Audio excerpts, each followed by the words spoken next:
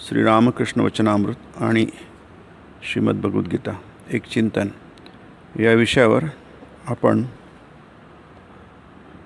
प्रवचनमाला घेतलेली आहे.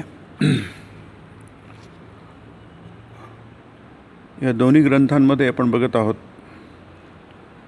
की श्रीरामकृष्ण भक्तांसमवेत संभाषण करतात. बऱ्याचदा तिथे एकच जण असतो, पण असंही घडतं की भक्तांचा समूह त्यांच्यासमोर ते बोलत असतात. असे प्रसंग पण वचनामृतामध्ये बऱ्याचदा आहेत. परंतु भगवद्गीतेमध्ये जी समरांगणावर सांगितली गेली, कौरव आणि पांडव दोन्ही सैन्यांच्या मध्ये जरी असंख्य लोक होते तिथे, तरी पण वक्ता एकच आणि श्रोता एकच. भगवान श्रीकृष्ण हे वक्ते आहेत आणि अर्जुन हा श्रोता आहे. पण दोन्ही ठिकाणी अध्यात्मविद्या सांगितलेली आहे.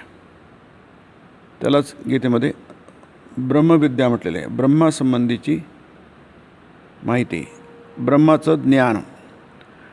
ब्रह्म काय आहे? परमोच्च तत्व आहे, शाश्वत तत्व आहे, सनातन तत्व आहे, अतिशय गहन आणि अतिशय व्यापक असं ते तत्व आहे. त्यामुळे हे आपलं संपूर्ण जीवन व्यापणार आहे. याचा अर्थ असा की जीवन म्हणजे फक्त हे जीवन नव्हे, म्हणजे आपण जे मानव शरीर धारण केलेलं आहे आणि मानव शरीर धारण केल्यानंतर असतं तेवढंच नव्हे, हे आपल्याला अध्यात्म सांगतं. बाकी शास्त्र ते सांगत नाही. अध्यात्म आपल्याला सांगतं की आपण शरीर धारण केलेलं आहे, शरीरात आपण आहोत आणि याला एक मर्यादा आहे. त्याला आयु मर्यादा म्हणतात. आयुष्याची मर्यादा आहे. जितके वर्ष आपण जगतो त्याला आयुष्य म्हणतात. पण त्याला एक प्रारंभ आहे आणि त्याला एक अंत आहे. हे दोन्हीच्या मधल्या काळाला आपण आयुष्य म्हणतो. परंतु मानव जीवन तेवढंच नाही आहे. किंबहुना या दोनमध्ये जे घडतं तोच फक्त मानव नव्हे, खरा मानव हा आत आहे आणि त्याचा तो प्रवास अनंत प्रवास आहे. जोपर्यंत तो आपल्या अंतिम मुक्कामाला पोहोचत नाही तोपर्यंत त्याची यात्रा चालू राहणार आहे. भगवद्गीतेमध्ये त्याला शरीर यात्रा म्हटलेलं आहे की आपलं हे शरीर आहे, त्याची यात्रा आहे. हे स्थूल शरीर आहे, त्याची यात्रा आहे. स्थूल शरीराला मर्यादा असते. त्याचं बालपण असतं, त्याचं तारुण्य असतं, त्याचं वृद्धावस्था असते आणि त्याचा शेवट, ज्याला गीतेमध्ये निधन म्हटलेलं आहे, त्याला निधन पण असतं. समाप्ती ती पण असते. परंतु ह्या शरीराच्या आतमध्ये आणखी एक शरीर आहे, त्याला सूक्ष्म शरीर म्हणतात. ते सूक्ष्म शरीर आपल्याला दिसत नाही, कारण ते अतिसूक्ष्म आहे. जसं आपण श्वास घेतो, श्वास सोडतो, नक्की श्वास घेतो आणि श्वास सोडतो, पण आपल्याला काय घेतो आणि काय सोडतो कुठे माहीत आहे? कोणी बघितलं आहे? कोणी बघितलं नाही. तो श्वास घेणं आणि श्वास सोडणं हे कशामुळे होतं ते आपल्याला माहिती आहे. त्याला बघितलं आहे. त्याला प्राण म्हणतात, व्हायटल फोर्स. त्यालाही पण आपण बघितलं नाही. पण बघणं आणि न बघणं हा फार गौण भाग आहे. आणि प्रत्येक गोष्ट जी आपण अनुभवतो ती काही बघतो तसं नाही आहे की नाही. बघण्याची क्रिया ही फार मर्यादित आहे. हे सूक्ष्म शरीर स्थूल शरीर गेल्यानंतर, त्याचं निधन झाल्यानंतर ते मात्र प्रवास करतं. त्याचा प्रवास चालू असतो, पुढेही चालू असतो. ते पुन्हा शरीर धारण करतं, पुन्हा शरीर सोडून देतं, अशा प्रकारे हा जो मानव आहे, ह्याला मानव म्हणणंसुद्धा चुकीचं आहे. हा जीव आहे नाही, कारण मानव म्हटलं की त्याला एक ते नाव देऊन टाकतो आपण. अमुक अमुक नावाचा, अमुक अमुक ठिकाणी जन्मेला, अमुक अमुक वेळी जन्मेला, सध्या राहणारा अमुक अमुक ठिकाणी, त्याला आपण मानव म्हणतो. पण हा जीव म्हणतो, जीव म्हणजे तो शरीर धारण करणारा, जीवत्व प्राप्त करणारा, त्याला जन्म आहे. हा नामधारी मनुष्य संपल्यानंतरसुद्धा तो त्याचं नाव संपत नाही, तो संपत नाही, तो पुन्हा शरीर धारण करतो. असे बहुनी मे जन्मानी व्यतीतानी, अर्जुना असे माझे अनेक जन्म व्यतीत झालेले आहेत. तवच अर्जुन, तुझे पण झाले आहे. तान्यहम वेद सर्वाणी, तान्यहम वेद सर्वाणी, मला ते सर्व माहिती आहे. त्याला इथं अध्यात्म म्हणतात. आपल्याला कुठे माहिती आहे की नाही? आपल्याला अध्यात्म सांगतं की तुमचे पुष्कळसे जन्म झाले आहेत, पुष्कळसे जन्म होणार आहेत. तेव्हा आपल्याला कळतं की खरोखरच अध्यात्म म्हणतं की नाही. अध्यात्मशास्त्र म्हणतं की हाच जन्म म्हणजे काही सर्व काही नाही आहे, तर अनेक जन्म झाले आहेत. हा एक त्यातला जन्म आहे, पुढे पण जन्म होणार आहेत. हा जो प्रवास आहे सतत चालणारा की नाही. आणि कुठे जाणार तुम्ही? शेवटी ब्रह्माची प्राप्ती करणार. तुमचं जे मूळ आहे ते तुम्हाला प्राप्त होणार. तुम्ही कोण आहात खरे? इतके जन्म धारण करणारे तुम्ही जीव नाहीत, असंख्य जन्म धारण करणारे तुम्ही जीव नाहीत की नाही. तर तुम्ही काय आहात? ब्रह्म आहात. यालाच ब्रह्म म्हणतात. याचं आपण वर्णन इथे 7व्या अध्यायात श्रीरामकृष्ण ईश्वरचंद्र विद्यासागरांकडे आले आहेत. बरेचसे भक्त तिथे आहेत, उपस्थित आहेत. काही जिज्ञासू आहेत, काही श्रद्धाळू आहेत. अशा वेगवेगळ्या संस्कारांचे व्यक्ती तिथे उपस्थित आहेत. आणि श्रीरामकृष्ण त्यांना हे गहन तत्त्व समजावून सांगत आहेत.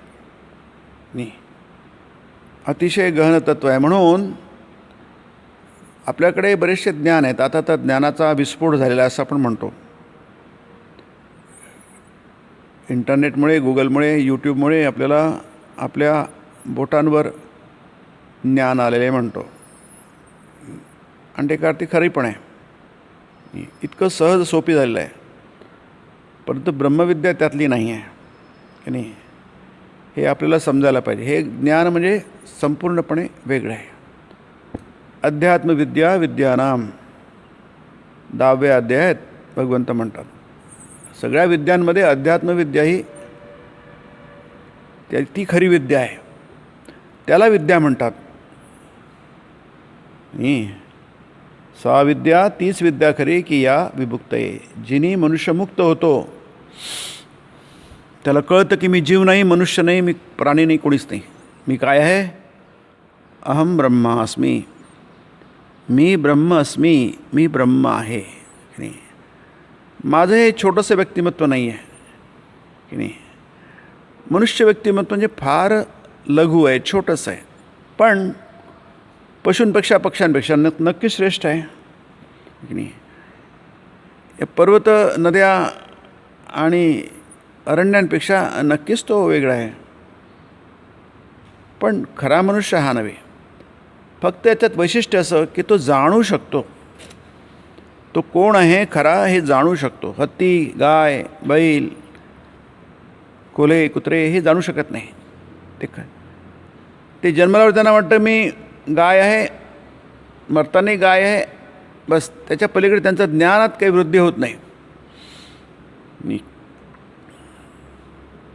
मनुष्याच्या ज्ञानामध्ये सतत वृद्धी होत राहते.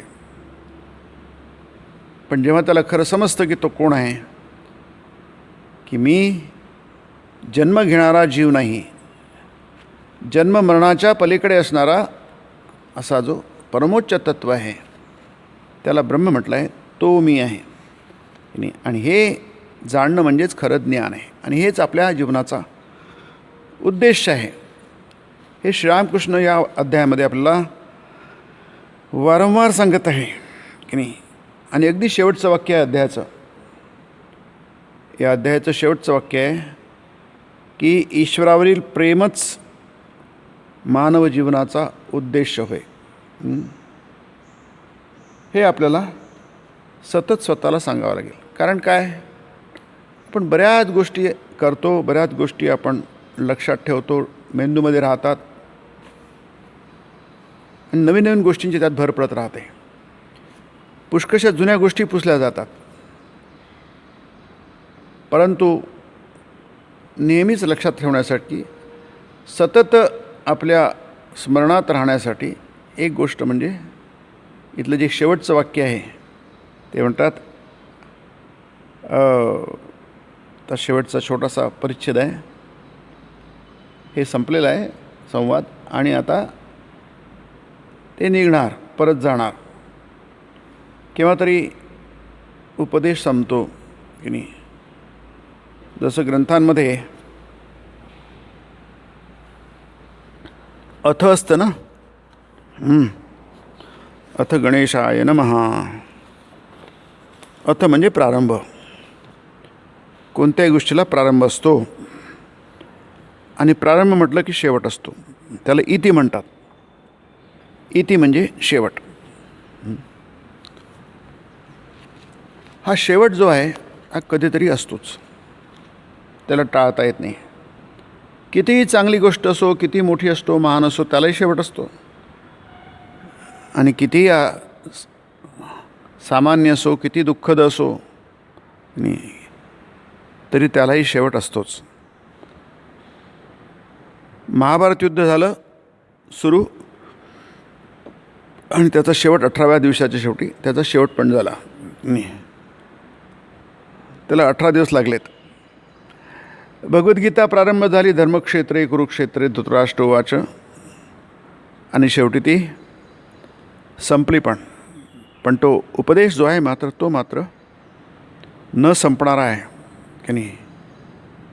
तो उपदेश जोपर्यंत मनुष्य जाणून घेत नाही की तो कोण आहे, तोपर्यंत त्याचं महत्त्व राहणारच राहणार. म्हणजे हे सांगणारे पण राहणारच राहणार. म्हणून अवतार जे असतात ते येतात त्याची जाणीव करून द्यायला, नाही त्याचं स्मरण करून द्यायला. कारण सामान्य जीव विसरतो. नवीन नवीन गोष्टी त्याच्यासमोर येतात,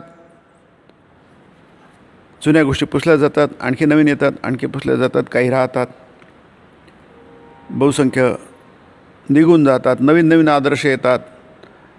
लहान मुलांचा आदर्श वेगळा असतो, युवकांचा वेगळा असतो. प्रत्येक जीवनाच्या टप्प्यावर आपले आदर्श बदलत राहतात.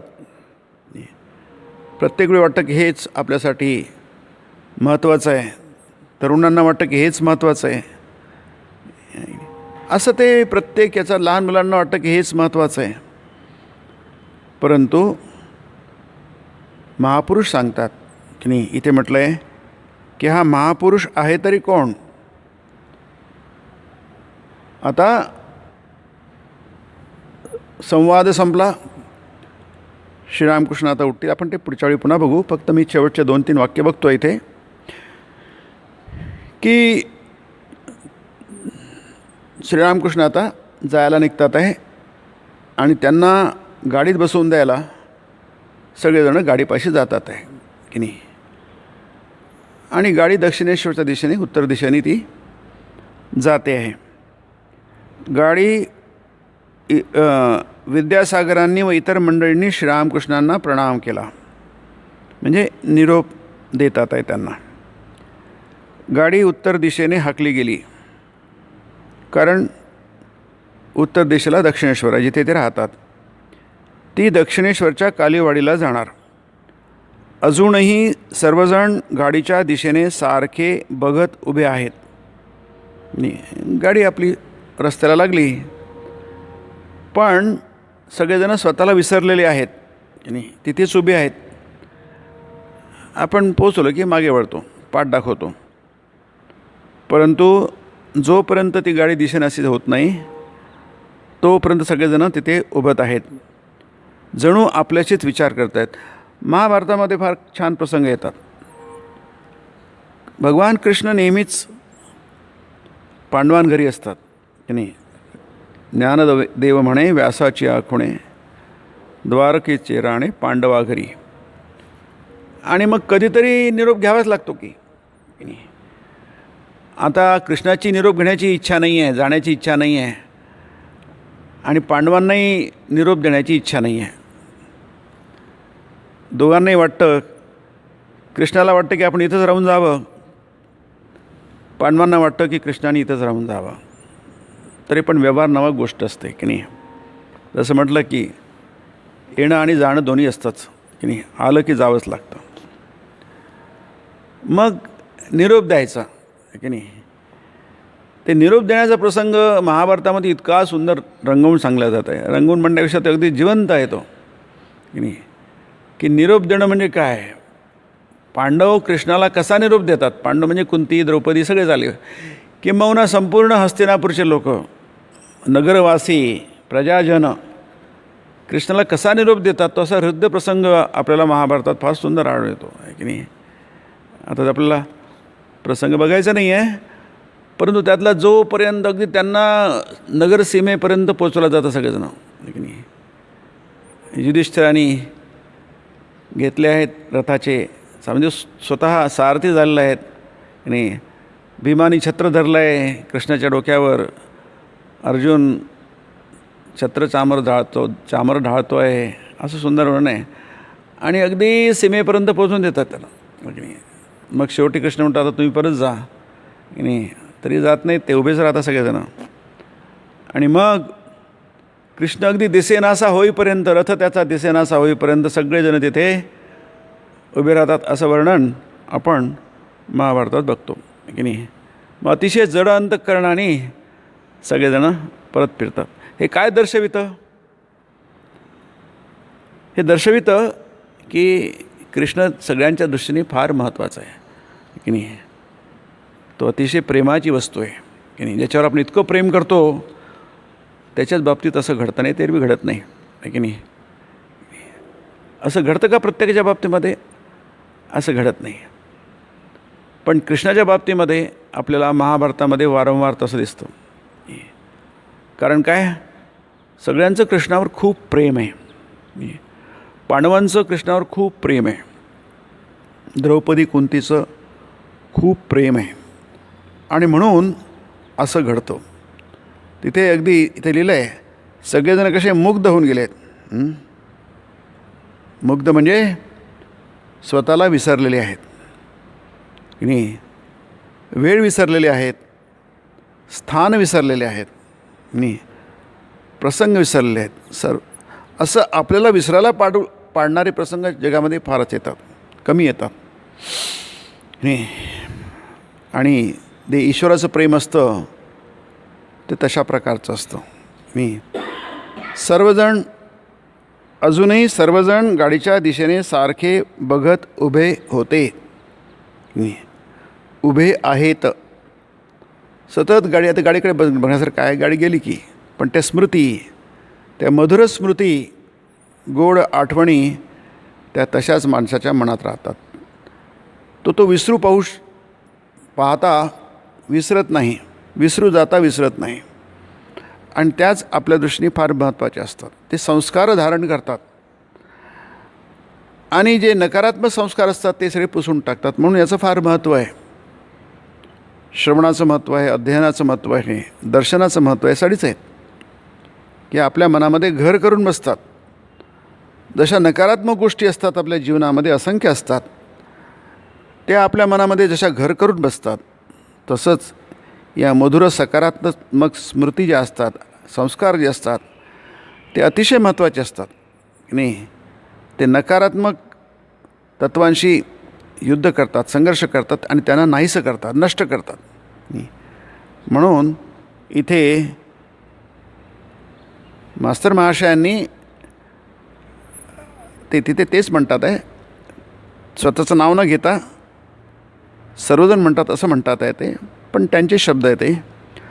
हा महापुरुष आहे तरी कोण की नाही. आपल्याला समजत नाही आहे की नाही, आहे तरी कोण. कारण काय, आपण ज्याप्रमाणे लोकांना बघतो त्यांचं मूल्यमापन करतो तशा प्रकारे यांचं मूल्यमापन आपल्याला करता येत नाही. मनुष्य जन्मभर करतो काय? इतरांना जोखण्याचा प्रयत्न करतो की नाही, तो कसा आहे, तो कसा आहे, तो कसा आहे, किंवा त्याला मूल्यमापन, त्याचं मूल्यमापन सारखं चालू राहतं की नाही.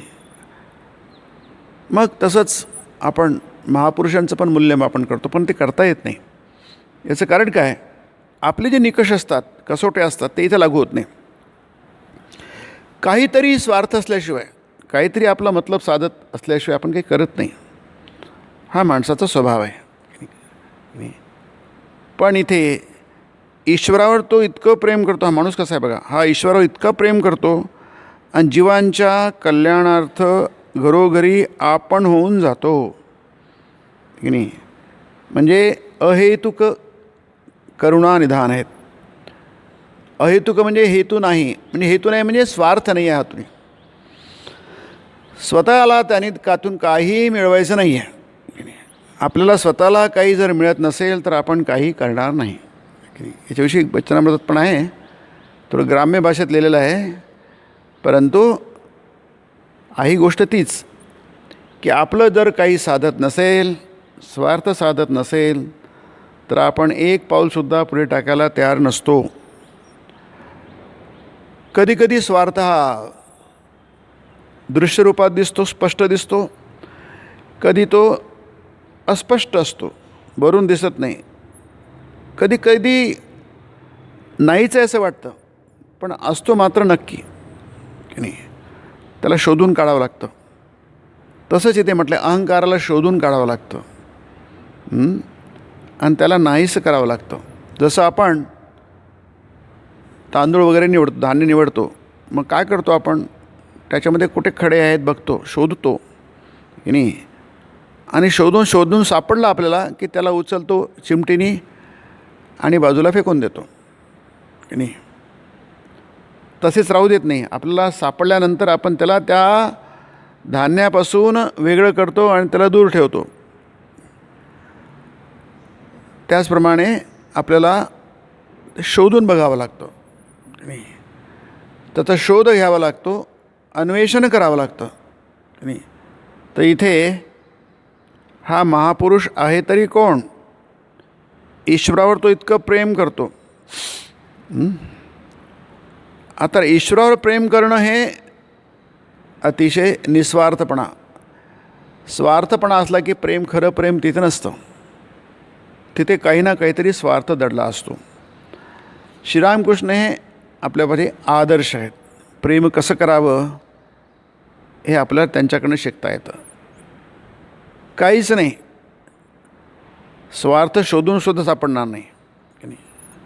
आपल्याला कळत नाही ते, पण त्यांचं चरित्र वाचल्यानंतर आपल्याला कळतं की खरोखरच कुठेच काही हेतू नाही आहे.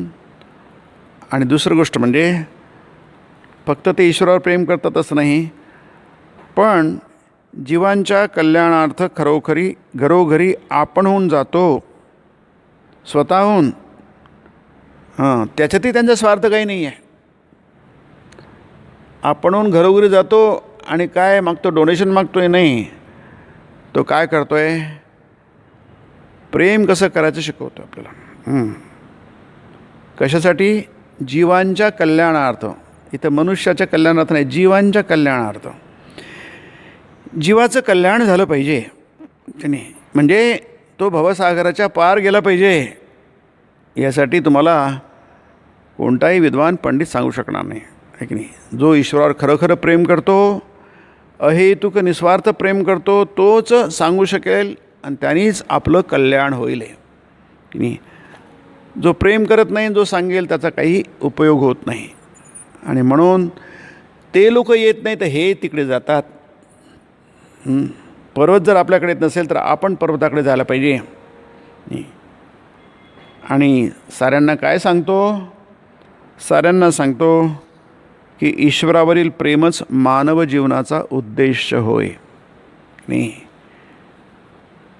त्यांनी स्वतः करून दाखवलेलं आहे की नाही. आणि कृतकृत्य आहे, बुद्धिमान आहे, जसं गीता म्हणते नाही की माणूस ते जाणून बुद्धिमान होतो आणि कृतकृत्य होतो. 15वा अध्यायाचा शेवटचा श्लोक आहे. माणूस कृतकृत्य होतो, मग तो दुसऱ्याला कृतकृत्य करू शकतो. सतरती सतरती लोकांस तारयती. जो स्वतः तरून जातो तो इतरांना तारू शकतो. तो इतरांना जो पोहू शकतो तो इतरांना पोहणं शिकवू शकतो. जे डुबतात आहे त्यांना तो वर आणू शकतो. म्हणून गीतेमध्ये आहे काय, तेषामहं समुद्धर्ता मृत्यू संसार सागरात. हा महासागर आहे जिथे फक्त मृत्यूचं थैमान आहे. आपलं त्याची जाणीव असो की नसो की नाही, अनित्यम सुखम लोकमिमं प्राप्य मजस्वमाम. इथे सतत गोष्टी संपतात संपतात, नष्ट होतात नष्ट होतात नष्ट होतात. विनाश विनाश सोडून दुसरं काय आहे. जगातली प्रत्येक गोष्ट विनाशशील आहे की नाही. ते आपल्याला कळत नाही, दिसत नाही, त्याची जाणीव होत नाही. याचं कारण मोह असतो की नाही. त्यामुळे आपल्याला कळत नाही ते. परंतु हे सतत घडत असतं. विनाश विनाश विनाश. त्याच्यामध्ये आपण डुबत असतो. सागरामध्ये जर आपण सापडलो तर डुबू, आणखी कुठं काय होणार आहे की नाही. तेवढा दम थोडीच असतो आपल्यामध्ये. अथांग पाणी आहे, त्याचा परतीर दिसतच नाही आपल्याला. अशामध्ये डुबतोय. तो म्हणतात मी त्याला डुबू देत नाही. मृत्यू संसार सागर. आता संसार कसा आहे, काय सुंदर वर्णन आहे बघा. सागरासारखा अनंत अथांग आहे, आर नाही पार नाही. आणि तिथे या सागरामध्ये असं पाणी असतं, अथांग पाणी असतं. जिकडे पहा तिकडे पाणीच पाणी असतं. तसं या संसारामध्ये काय आहे, जिकडे पहा तिकडे मृत्यू विनाश आहे, दुसरं काहीच नाही आहे. फक्त आपल्याला ती दृष्टी नाही आहे की नाही. ती मोहाने झाकोळल्या गेली आहे. मोहामुळे आपल्याला दिसत नाही ते की नाही. कमी वयात तर मुळीच दिसत नाही. लहान मुलांना त्याचं काही जाणीव नसते. मृत्यू नावाची, अपयश नावाची गोष्ट असते की नाही. त्यांना ते माहीतच नसतं. स्वामींनी फार सुंदर वर्णन केलं आहे ज्ञानयोगामध्ये. त्याला ते कधी जाणीवच नसते की जीवनामध्ये अपयश असतं, फेल्युअर असतं आहे की नाही. ते देवाच्या कृपेने त्याला कळतं. जीवन म्हणजे मोहभंग आणि स्वामीजींनी म्हटलं आहे, the life is the series of disillusionment. जीवन म्हणजे काय, सतत होणारा मोहभंग, मोहाचा निराश की नाही. आपल्याकडं असं घडलं तर काहीच घडत नाही, तरी माणूस सावध होत नाही. आपल्याला काहीतरी शिकवायला जातं. हे जीवन आपल्याला सतत प्रत्येक मिनिटाला काहीतरी शिकवू इच्छितं. आपली शिकण्याची तयारी नाही आहे की नाही. या जगात आलो आपण आहोत, जसं श्रीरामकृष्ण म्हणतात, प्रेम करण्यासाठी आलो आहोत. तसंच जगात आपण शिकण्यासाठी आलेलो आहोत नाही. आपण चांगले विद्यार्थी नाहीत की नाही, शिकण्यासाठी आलेलो आहोत. जतो बाची ततो सिकी. श्रीरामकृष्ण म्हणतात, जितके दिवस मी जगेल तितके दिवस शिकेल. प्रत्येक क्षण हा जीवनाचा शिकण्यासाठी असतो की नाही. जीवन म्हणजे नेमकं काय आहे याचा उलगडा आपल्याला झाला पाहिजे नाही. आणि यासाठी महापुरुष आपल्याला सांगतात. गीता म्हणजे काय आहे, भगवद्गीतेचं इतका महात्म्य काय आहे. भगवद्गीता आपल्याला जीवन, संपूर्ण जीवन म्हणजे काय शिकवते, सांगते. त्याचं संपूर्ण चित्र आपल्या डोळ्यासमोर उभं करते की नाही. आपल्या बुद्धीला आवाहन करत आहे, आपल्या विचारशक्तीला, आपल्या तर्कशक्तीला आव्हान करत आहे. आणि माणूस कसाही असो, व्यक्तित्वनिष्ठ असो, बुद्धिवान असो, श्रद्धावान असो, कोणत्याही प्रकारचा असो. कारण माणसाची हे वेगवेगळे असतात. त्याचा दर्जा वेगवेगळा असतो, त्याची प्रकृती वेगवेगळी असते, संस्कार वेगवेगळे असतात. कोणी असो तो, त्याला गीता उपदेश देते की नाही. तो म्हणू शकत नाही माझ्यासाठी नाही की नाही. म्हणून गीतेचं महात्म्य आहे. तुम्ही कोणीही असा, कोणत्याही स्तरावर असा, तुम्हाला गीता उपदेश देईल. तुम्हाला पुढे जाऊन शेवटच्या मुक्कामी तुम्हाला पोचून देईल. तेषाम अहम समुद्धरता. मी समुद्धरता आहे, नुसता उद्धार करता नाही, समुद्धरता. तुमच्या नाकातोंडात पाणी जाऊ देणार नाही, तुम्हाला मरू देणार नाही. आध्यात्मिक मृत्यू नाही की नाही. आपला शारीरिक मृत्यू होतो, आध्यात्मिक मृत्यू नाही की नाही. गीता तुमचा उद्धार करते. तेषामहं समुद्धरता मृत्यू संसार सागरात भवामी अहम भवामी. मी त्याचा उद्धार करता होतो न चिरात पार्थ अर्जुना, उशीर लावत नाही. अचिरात न चिरात अचिरात मय्या वेशित चेतसाम, मयी चेतसाम आवेशित. माझ्यात जे आपलं चित्त समर्पित करतात त्यालाच इथे प्रेम म्हटलेलं आहे की नाही. प्रेम म्हणजे आवेशित चेतसाम, आवेशित चेतसाम, मयी आवेशित चेतसाम. आपलं संपूर्ण चित्त जे माझ्यामध्ये समर्पित करतात, जशी कुंती होती, पांडव होते, संपूर्णपणे सरेंडर्ड म्हणतात, शरण गेले होते. त्यांना माहिती आहे आपल्याला कृष्णाशिवाय दुसरं कोणी नाही आहे की नाही. सगळं काही आपलं जीवन कृष्णमय आहे या द्रौपदी, कुंती आणि पांडवांना कळलं होतं. आणि म्हणूनच कृष्ण तिथे रमत होते. जसं भक्ताला देवाची गरज असते तशी देवाला पण भगवंताची गरज असते. हे आपल्याला महाभारतात कळतं नाही की नाही. कृष्णाला पण काही सुचत नव्हतं पांडवांशिवाय की नाही. जसं मुलाला आई खूप पाहिजे असते तसंच आईला पण मूल खूप पाहिजे असतं. तिच्याशिवाय आईलाही चैन पडत नाही, मुलालाही चैन पडत नाही. हे परस्पर असतं. परस्परम भावयंतः गीतेमध्ये म्हटलं आहे. हा परस्पर भाव असतो. तसंच हा प्रेम करणं जे आहे की नाही, इथे मानव जीवनाचा उद्देश हे ईश्वरावर प्रेम करणं हाच आहे.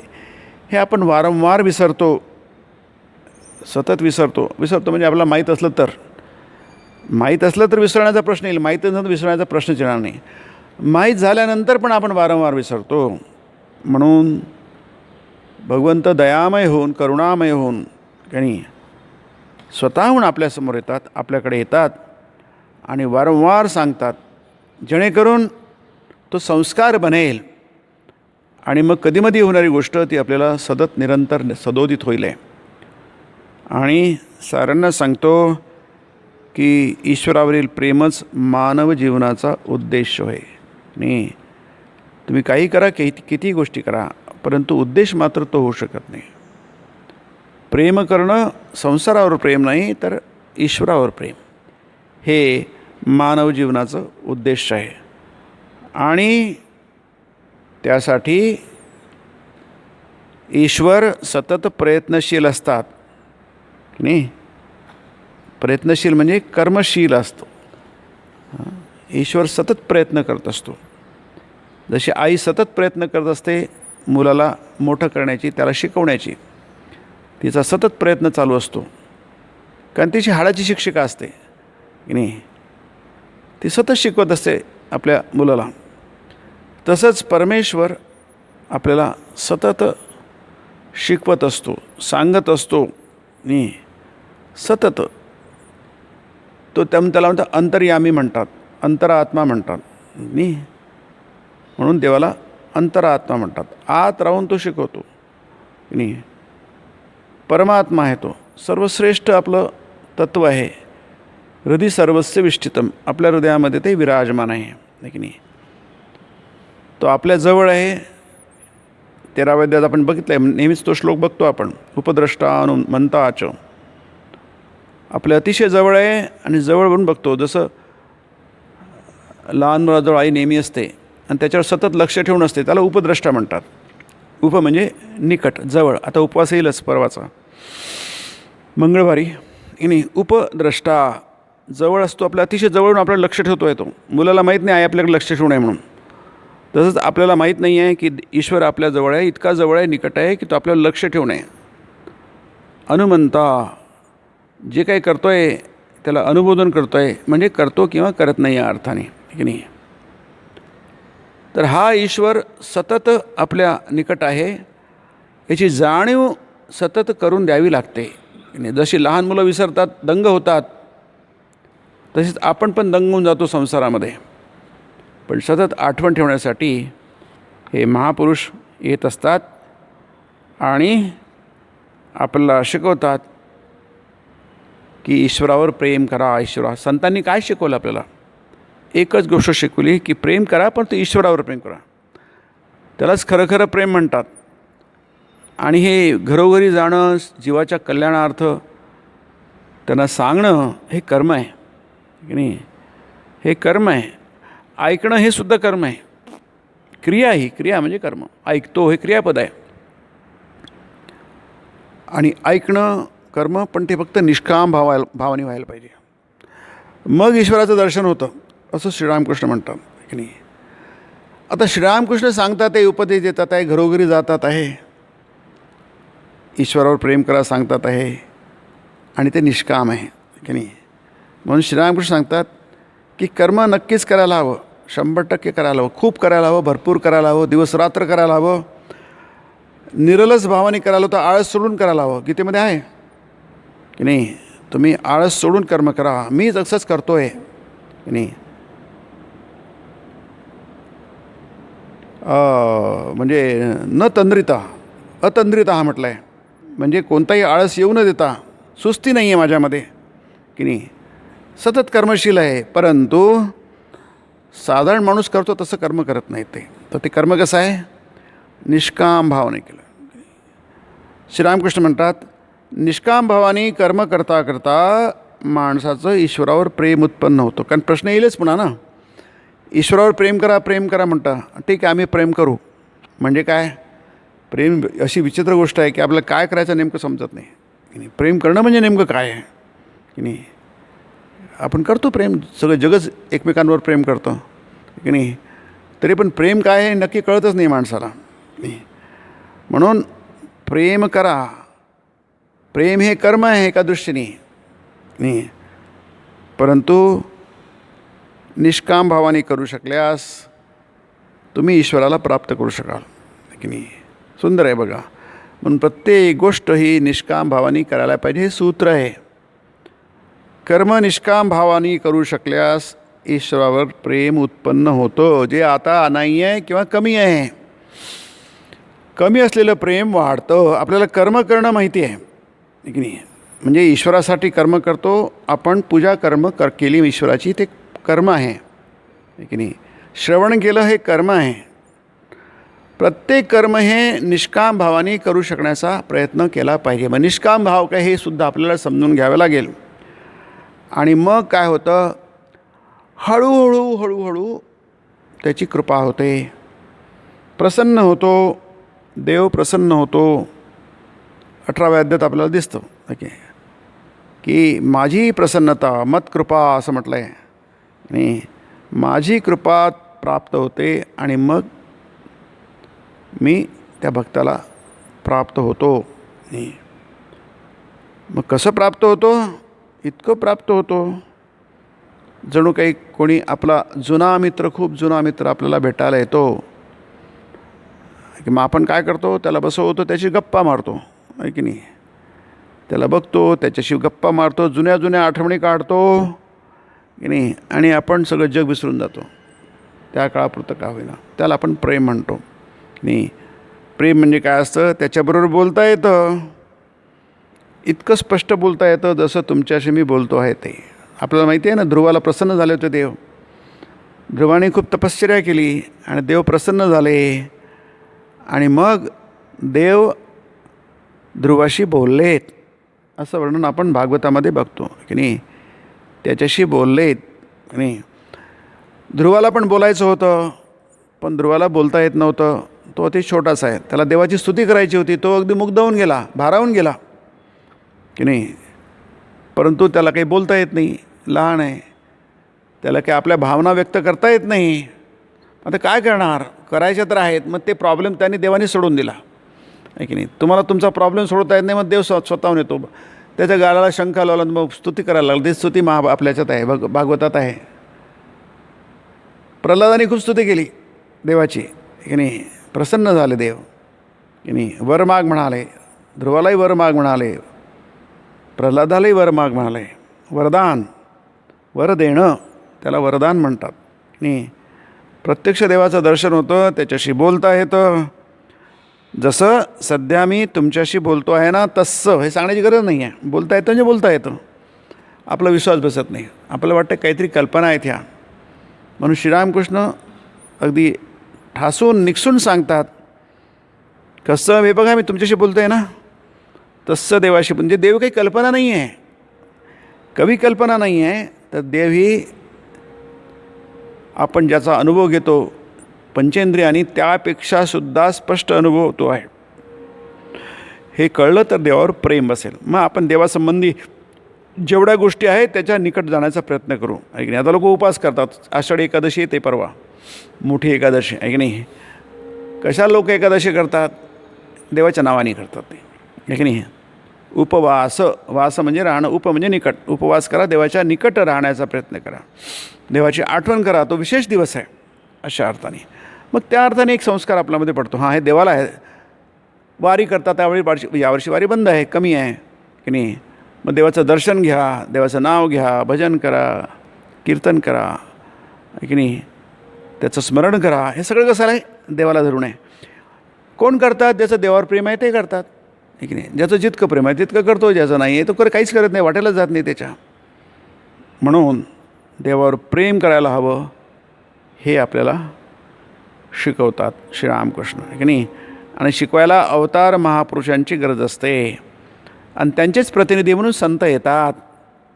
देवाचंच काम संत करीत असतात आणि जगाला शिकवित असतात, जे आपल्याला दुसरं कोणीही शिकवत नाही. आपले आईवडील शिकवत नाही, आजी आजोबा शिकवत नाही, शाळेतले शिक्षक शिकवत नाही, शेजारी पाजारी शिकवत नाही, आणखी कोणीच शिकवत नाही. कारण ते शिकवू शकत नाही आणि शिकवलं तरी त्यांचं कोणी ऐकणार नाही की नाही. मग कोणाचं काम आहे की नाही. संभवामी युगे युगे, मी त्यासाठीच जन्म घेत असतो आणि सांगत असतो काय, तुम्ही मुक्त व्हा. जन्मकर्मच मे दिव्यम एवं यो वेत्ती तत्वतः त्यक्त्वा देहम पुनर्जन्म. देहत्याग झाल्यानंतर, मृत्यू झाल्यानंतर पुनर्जन्म होत नाही. तोला देहत्याग पुनर्जन्म न येती मामेती सोर्जुन. त्याला तर पुनर्जन्म मिळत नाही, तर मीच प्राप्त होतो. जर त्याला कळलं की मी कोण आहे, माझा जन्म दिव्य आहे, साधारण जन्म आहे, माझं कर्म दिव्य आहे. जन्म कर्म च मे दिव्यम एवं यो वेत्ती तत्वता. नीट जर आपण जाणलं, हे जे येतात आपल्याला तुपल्यासारखे माणसं दिसतात, ते माणसं नाही आहेत, प्रत्यक्ष परमात्मा आहेत. फक्त त्यांनी मनुष्य शरीर धारण केलेलं आहे आणि ते मनुष्य शरीर धारण करून तुमच्या आमच्यासारखेच येतात, तुमच्यासारखे आमच्यासारखे वागतात, पण तुमच्या आमच्यासारखं ते जीवन जगत नाही. ते आपल्याला सांगतात ईश्वरावर प्रेम करा, तोच मानव जीवनाचा मुख्य उद्देश आहे. म्हणून या 7व्या अध्यायामध्ये श्रीरामकृष्ण ईश्वरचंद्र विद्यासागरांना आणि त्या मिशाने इतर सगळे बसले 22 लोक, त्यांना पण सांगत आहेत. ते सगळेच लोक ज्येष्ठ आहेत की नाही.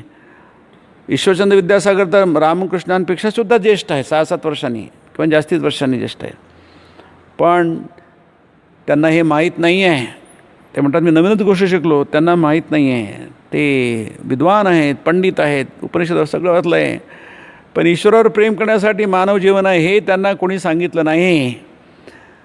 उपनिषदांनी सांगितलं, गीतेने सांगितलं, पण ते त्यांना समजलं नाही, त्यांना काहीही कळलेलं नाही की नाही. म्हणून श्रीरामकृष्ण दक्षिणेश्वरून स्वतः तिथे येतात, त्यांच्या घरी येतात आणि त्यांना हे सांगतात, जेणेकरून त्यांचा उद्धार होईल. म्हणून ते आता निघतात. उभे राहिले, पण उभेच राहिले, चालायला लागले नाही. ते काय करतात आहे, पण हे काय. श्रीरामकृष्ण उठून उभे राहिले, भक्तमंडळी उठली, विद्यासागरही मित्रवर्गासह उभे आले. श्रीरामकृष्णांना गाडीत बसवून देतील, पण हे काय, नवीनच काहीतरी आहे. आणि ते काय करतात, श्रीरामकृष्ण अजूनही उभेच का बरे. किती करुणा, याला करुणा म्हणतात, आहे की नाही, अहेतुक करुणा म्हणतात. ते उभे झाले पण हालत नाही आहे, तिथेच उभे आहेत.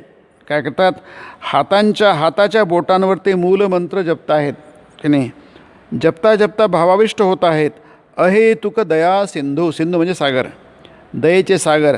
जाताना विद्यासागरांच्या आध्यात्मिक कल्याणार्थ जगदंबेशी प्रार्थना करीत आहेत. काय गरज आहे त्यांना, आहे की नाही.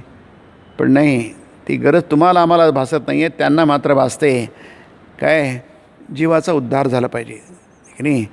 सगळ्या त्यांच्या विपत्तीतून त्याची सुटका झाली पाहिजे की नाही. हा संसार म्हणजे काय आहे, अतिघोर आहे. यातून माणूस बाहेर पडला पाहिजे आणि तो मुक्त झाला पाहिजे.